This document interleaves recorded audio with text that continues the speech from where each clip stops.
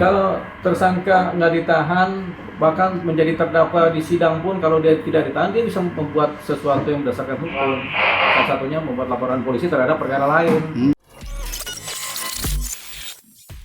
Nah, sudah disampaikan secara resmi oleh Kadif Humas Polda Metro Jaya seminggu atau 2 minggu yang lalu ya.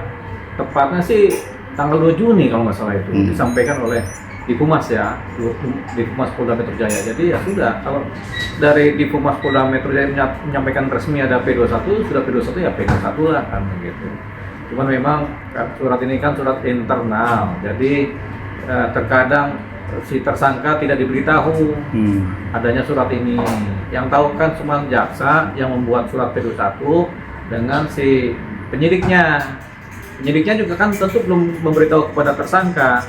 Nah, penyidiknya ini nanti ketika tahap 2, ketika ada pemanggilan tersangka untuk dihadapkan, baru ketahuan tuh bahwasanya sudah lengkap berkasnya.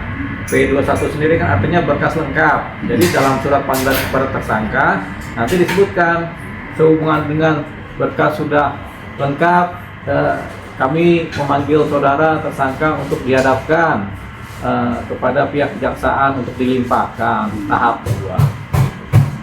Nah, tapi sejauh ini dari pihak mereka kan selalu, maaf ya, seolah-olah ambigu gitu bahwa P21 ini belum terlihat dan belum nampak. Ya memang belum terlihat, kalau untuk ukuran tidak diberitahu ya belum terlihat pastinya kan, jadi hanya dengar gambaran kan.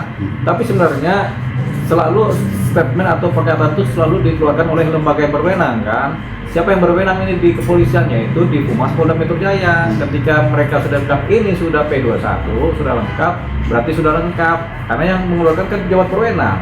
Pejabat berwenang kalau di kejaksaan yang mengeluarkan adalah di Humas Kejaksaan. Kalau di Polda Metro Jaya, di polisi yang berwenang adalah di Humas Kepolisian kan, Polda Metro Jaya. Nah, kalau di Humas Polda Metro Jaya sudah bilang sudah P21, sudah resmi, terus gambaran ambigu apa lagi yang mereka pikirkan? Kan tidak ada sebenarnya. Artinya sebenarnya mereka tidak percaya sama apa yang disampaikan oleh lembaga resmi di dalam Polda Metro Jaya. Mereka nggak percaya itu, gitu. Apakah harus disurati dulu atau terima surat atau gimana? Nah, nanti suratnya berupa surat panggilan penghadapan. Dan di surat itulah nanti isinya adalah berupa sehubungan dengan berkas sudah lengkap, siap dilimpahkan. Silakan saudara datang hadir memenuhi panggilan penyidikan ke polisi untuk dilimpahkan baik dokumen berkas barang bukti maupun tersangkanya.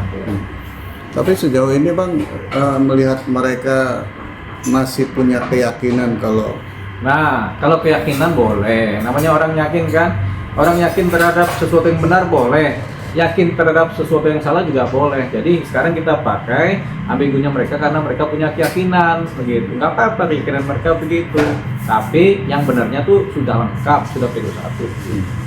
Nah, biasanya kalau proses P21 itu Bang, disurati nggak sih atau mendapat surat rilis? Tidak ada rilis P21 itu karena surat itu surat internal antara instansi jaksa dan instansi polisi. Itu surat pemberitahuan kepada pihak penyidik kepolisian dari kejaksaan.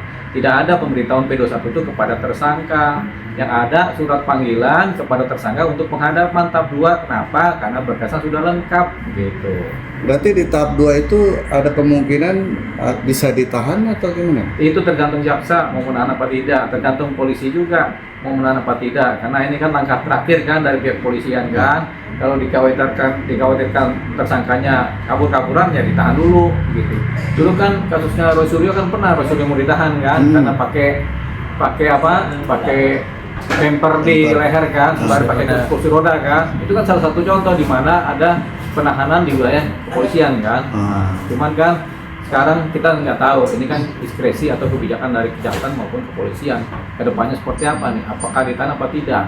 Kalau pandangannya harus ditahan ya ditahan. Kalau pandangan dari jaksa timbang-timbangnya nggak perlu ditahan ya nggak perlu ditahan.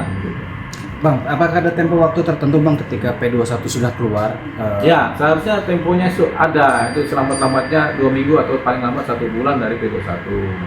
Gitu itu sudah ada. Kecuali tersangka tiba-tiba kabur atau menghilangkan jejak. Nah, itu lama tuh. Kalau udah P21 belum bisa dihadapkan karena tersangkanya tiba-tiba hilang kan begitu kan. Nah, ini kan tersangkanya ada. Kalau sudah P21 ya segeralah di tahap 2 kan. Tentunya didasari dengan surat menyurat berjalan, surat perintah berjalan dari pimpinan polisi kepada anggotanya supaya menjalankan tahap 2 gitu. Jadi itu nanti dibarengi dengan surat menyurat yang resmi juga. Bang, ini kasus ini malah agak sedikit kembali melebar ya.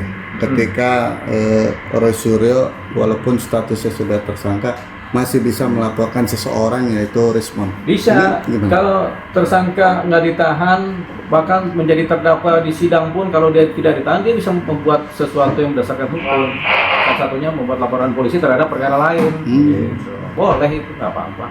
Walaupun dia punya status. Nggak apa-apa. Walaupun dia tersangka, bahkan terdakwa pun kalau dia nggak ditahan, dia bisa buat laporan polisi kan.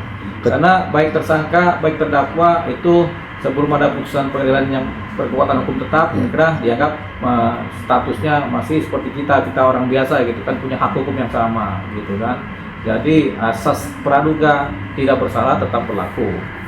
Nah, kalau dia ditahan bisa melaporkan juga. Ya kalau dia ditahan, dia melaporkan lewat kuasa hukumnya. Iya. Tentunya kan dia ditahan kan nggak bisa kemana-mana. Jadi dia minta bantuan kuasa hukumnya untuk mewakili membuat laporan polisi. Nah, yang menarik di sini kan Roy Suryo melaporkan Rismon dan Bang Rismon sendiri membantah apa yang disampaikan oleh pihak Roy Suryo lah ya. Nah, Abang sendiri melihatnya seperti apa sih? Melihatnya seperti apa, Bang? Karena kasus ini seolah-olah menggiring man to man jatuhnya. Ya, kasus ini kemudian akhirnya adalah dendam antar pribadi para pihak. Jadi mereka saling melaporkan. Jadi kasus utamanya sudah ada, tapi namanya beranak kasus. Ini salah satu anak kasusnya adalah Rismon dilaporkan oleh si Roy Suryo. Ada Cumanan melaporkan Roy Suryo ada, Roy Suryo melaporkan Cumanan juga ada. Jadi ini akhirnya timbul yang namanya anak kasus. Jadi kasus induk menghasilkan anak kasus. Sama kayak kita indukan ayam menghasilkan anak ayam. Tapi boleh dibilang bakalan menghilangkan kasus utamanya nggak sih, Bang? Nah, kasus utama tetap jalan. Ini kan cuma anak kasus saja. Anak kasus, kalau kasus utama jalan, Suryonya kemudian diputus bersalah, ya kasus anak kasus ini apakah jalan apa enggak kan tergantung penyidikan lagi kan, gitu. Tapi sejauh ini mereka ini kan saling serang. Artinya apakah nanti ketika kan proses sidang sudah berjalan misalnya. Nah, apakah proses hukum mereka berdua ini tetap berjalan. nggak berhenti Tidak berhenti sepanjang ditemukan adanya indikasi pidana, adanya bukti-bukti, ya tetap berjalan kasusnya. Jadi anak kasus pun tetap berjalan. Induk kasus nanti diputus inkra, anak kasus berjalan, anak kasus diputus inkra juga. Misalnya nanti ada cucunya, nggak tahu apa cucu kasus seperti apa. Oke, Bang, terakhir, Bang, berharap kasus ijazah Pak Jokowi itu sendiri pengen selesai ya, masyarakat juga seperti itu.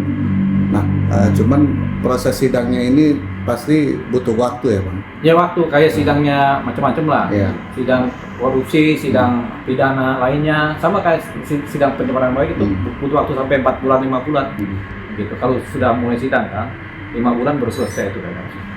Haruskah nanti ijazah Pak Jokowi dipublish, Bang? Dipublish. Di persidangan? Ya, di persidangan pasti dipublish. Pasti di depan hakim, di depan ini, nanti di depan media juga kan terpublish dengan sendirinya. Oke, terima kasih, Bang.